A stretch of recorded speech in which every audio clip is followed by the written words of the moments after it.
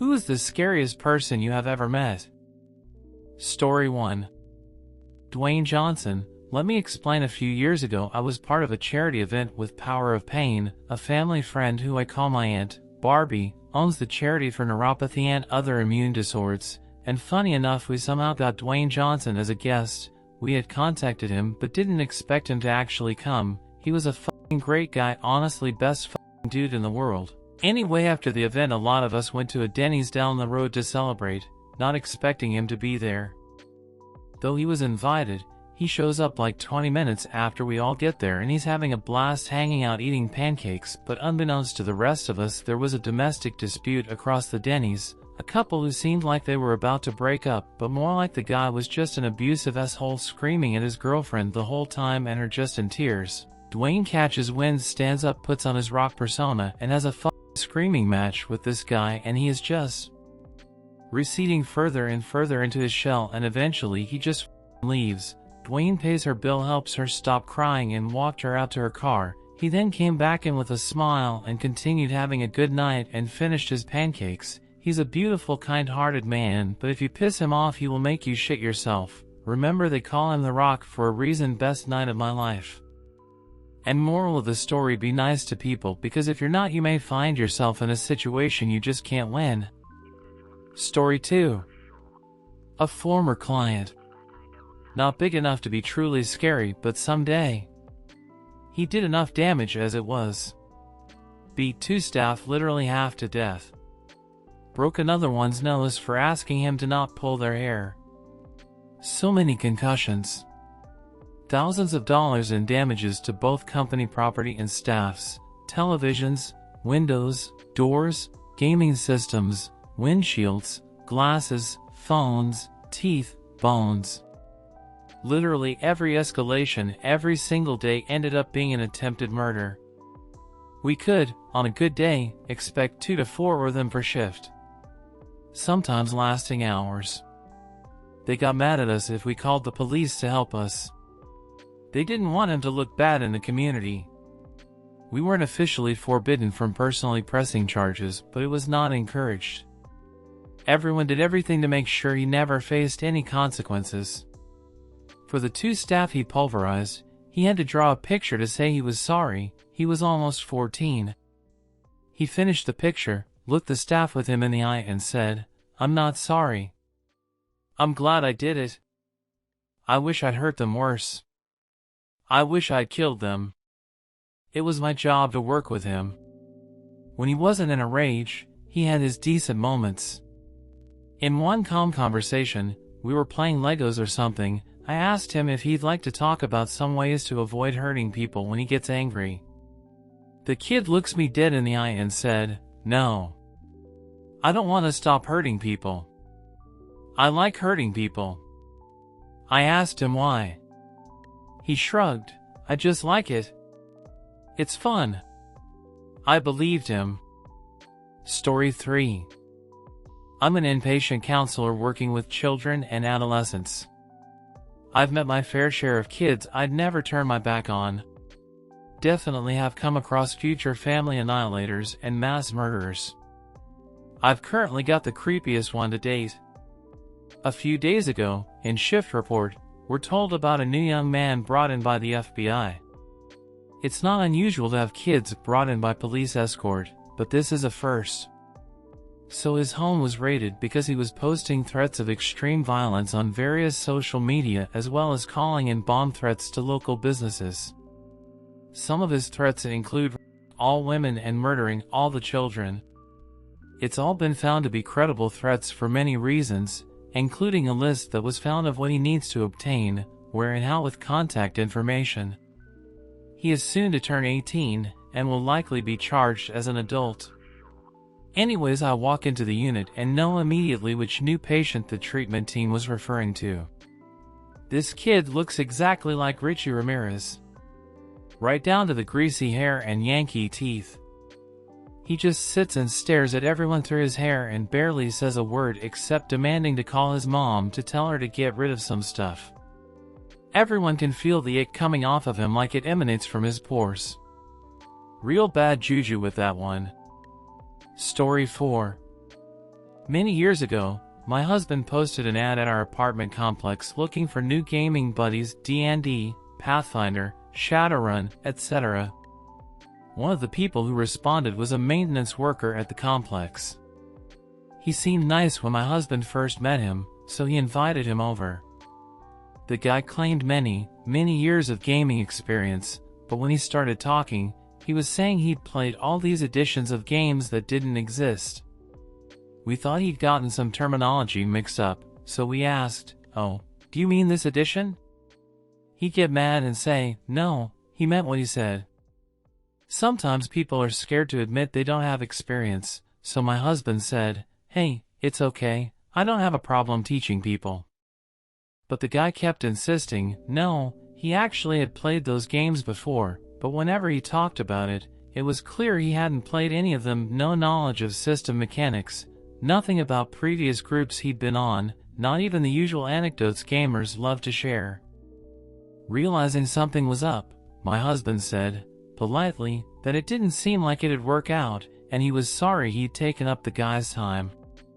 The guy wasn't mad, he just seemed surprised, and left. Fast forward a few days. My husband's sleeping in, I'm up with my toddler. There's a knock at the door. I answer it, and it's this guy.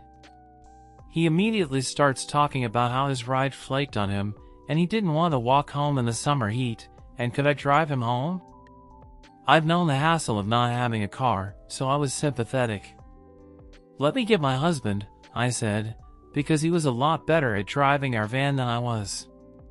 The guy suddenly started loudly insisting, "No, don't wake him up, I could drive him, it'd be really quick, he only lived at address a mile or so away." I told him, "No, I've got my kid here, it'd be easier to get my husband to do it." "It's got to be you," he kept saying, over and over. A little alarm in my head went off, and I said, "I'm not comfortable with that, you need to find another ride." I closed the door in his face and locked it. I'm autistic and don't always have the greatest grasp on social stuff. I started wondering if I'd been too harsh, or jumpy, or what. I went in, woke up my husband, and told him what happened. He told me, "No, that did sound hanky." I didn't overreact at all, threw on his clothes, grabbed his keys and went outside, but not without telling me to lock the door behind him. He was gone for a while, and then he came back, looking disturbed. The manager said the guy just left. His mom picked him up, just like she's been picking him up the whole time. And he doesn't live at address guy gave me, he lives at place in the opposite direction. The manager told him the guy had just been a contractor, it was totally inappropriate for him to be asking tenants for rides, even if we'd met him once before. She assured us that he wasn't coming back. I never saw him again. We moved out about a year later. 5 or so years later, my husband calls me over to the computer to read something. It's an article about how a maintenance worker over at our former apartment had just gotten arrested for sexually assaulting several tenants. He was using his master key to enter apartments. One of the women was only a teenager. When the women reported what happened to the owners, it turned out the manager we'd known no longer worked there. The owners threatened them with eviction if they called the police. Thank God one of them ignored the threat and called. There was a picture. It was the same guy. I was absolutely horrified. We figured out that the guy probably never tried it with me because he didn't always know for sure if my husband was home a lot. I also figure that he never tried because my response that day showed I wouldn't just blindly agree with anything he said. I have no idea what would have happened if I'd driven that guy home that day. As he was telling me to go in the opposite direction of where he lived, I don't imagine it would have been pretty. If that little alarm bell goes off in your head, folks, listen to it. Don't worry about being rude or overreacting. Story 5. We were out running fire roads in the Black Hills on stock Goodyear SRA tires on our Jeep Liberty when a small rock pushed itself through the center of the tread, causing a puncture. We took the tire off and put the spare on and rolled into Hill City on a Sunday morning, hoping there'd be some kind of service station that could patch up the tire. We find a gas station and park and walk around a bit to see if anybody is there. Out walks some Hell's Angel looking dude, who I was pretty certain was going to kill me for just being there. "What do need?" he asks in a cartoonish gruff voice. I try to act as masculine as possible, and lift the impossibly heavy wheel out of the back of the Jeep and plop it onto the ground, and I try to explain how a rock punctured our tire and I was wondering if there was anybody who could possibly patch it up. He looked at me like I was stupid, because I am, and glanced down at the deflated tire and literally picked it up with one hand like it was a piece of styrofoam. "Let me see what I can do." I gulped as he walked away, thinking that he was maybe just going to steal this wheel from me. Why was I doing any of this? About 15 minutes pass and we're both looking at each other, because we got duped by some Harley biker dude. Suddenly, he re-emerges with something in one of his giant hands. Probably a rock he was going to beat me to death with, or maybe a gun. Who knows? This is my best friend in the entire world right here. He brought out this tiny dog to show us, and he was so proud he was gleaming like he was holding a brand new baby. Yep, we go everywhere together. I love him so much. I got your tire back there right now, just making sure it holds air, so you can get back home.